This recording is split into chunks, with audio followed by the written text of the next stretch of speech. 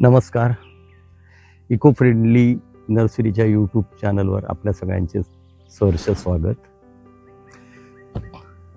आज आपला विषय आहे माझा रिटायरमेंट प्लॅन.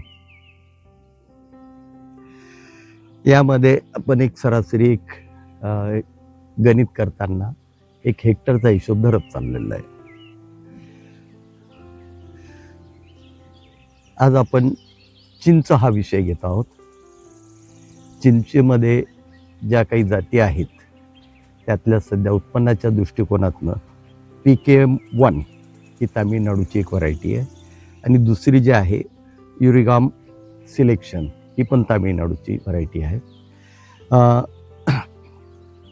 या साधारण चिंचा ज्या आहे आपण 1 ते 2 वर्षाची जी रोपं घेतो किंवा 2 वर्षाची रोपं लावतो ही कलमी असतात.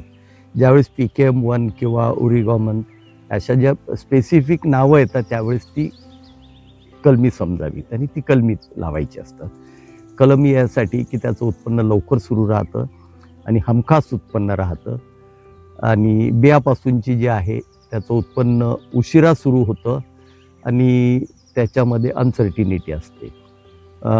कलम केलेलं झाड जे असतं जे आपलं एक चिंचच लावली जाते, पण ज्या चिंचेला फळं चांगली आहेत, उत्पन्न चांगलं आहे अशा चिंचेचे डोळे किंवा त्याचा पाट त्याच्यावर कलम केला जातो, म्हणून तो कलम लावायचा असतो.